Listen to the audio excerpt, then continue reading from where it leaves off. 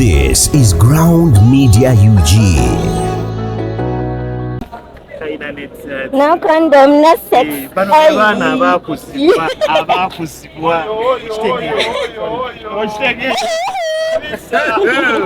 Baby girl, how are you? I'm fine. How are you guys? Bulungi. My name is Hezo, the boss queen. Yes, I'm a musician. I'm a TikToker. Yes, and I love you guys so much. Thank you for supporting me. Yes, guys.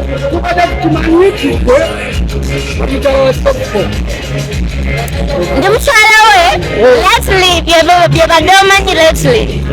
Really? Yes. I'm his friend. I'm not his muchala. Yes. Cephcol, Dr. Cephcol. What is Cephcol in particular? Of course him, because he has ever been there for me. I've never met him. So I have many reasons to be on Cephcol's side. And I've been there for him too. Yes. Sex. Yes, sex. Bambi. Just sometimes he feels sorry for everything he does.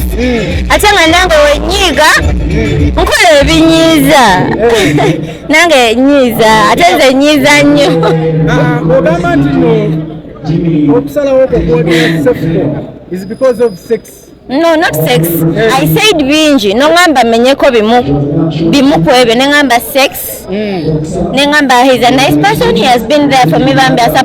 Supporting. He supports me what they am because we were mad at each other.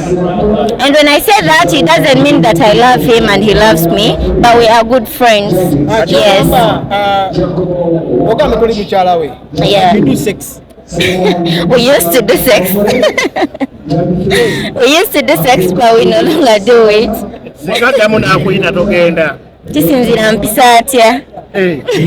Singa Miki avayo na kusemeza nagamba agenda kusupportinga uyakola na mufenoni. Sisobola, my dear, I cannot because simumanyi ate wakikola mba manyi akikola because maybe he wants to hurt Cephcol, you know. Yes, abera ankozesa because he wants to hurt Cephcol. Okakasa bwasalawo okubeera okusaidia Cephcol yokka. Si kubeera okusaidiye naye leero nina okubeera okusaidiye kubanga I have to be on his side. Of course I'm on his side. Era njagala wamunyiga ebiwundu. Bwe bamukuba oli willing okuddamuwa kalipo musinga. Ye. Labayo, nekolooza nsobola okukkiriza ne bamukuba. Bagezeeko. Nedda bagezeeko. Let them try to. Obugamba bw'osobola okuwa Miki. Lekera okweyingiza mu bitakwatako. Yes, alekera okweyingiza mu bitamukwatako. Yayikiriza munne, okitegeera. Munne yayita muliko, munne tayogera nko ku relationships ze. Naye yabeera asojja munne buli kaseera ngo baayagala bayombe. Okitegeera. Yes. That's not good. Because tabangaayoko me kati baba bagenda kunjajinga wano banvume bangambe kano kali desperate, but I don't give a shit. I'm not desperate, but I am real. Omusajja twafuna. Maybe I'm not searching.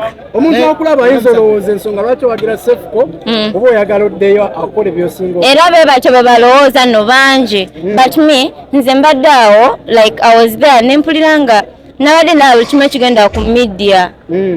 Douche, you're not doing the right thing. You have bad manners. Tosobola kungamba mbu ebintu Cephcol bye yatukola yali abikukozeeko. Cephcol atukoze ebintu bingi, you know, but tendi mukoze bwatyo. You know, I felt so bad.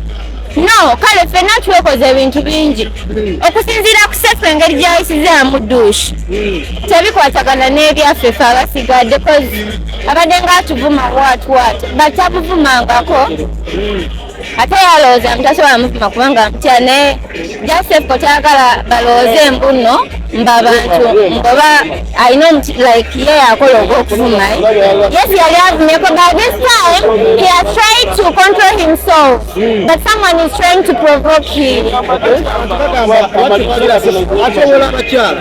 Yes abatyobola yes lindako I'm on his side kale yes abatyobola dira yali atoboddeko douche. Tell me. Atulumirira biki talina byatulumirirwa kubanga nze nsobola okwerwanirira. I fought for myself. Wabanumirira tajja nkoma inbox yange nangamba Hezo sorry about this or what I'm feeling bad for you. So just agala kuswaza munne oba sikyalabika alina beyeegomba omukwana naye ng'ate nabo bagenda muleka nga tebalina kye bamuwadde and yet Cephcol has been there for her. Tolabanga obusungu obujja ku Cephcol yakuyisamu amaaso n'akuswaza n'obutegaate ku exiwo ddu.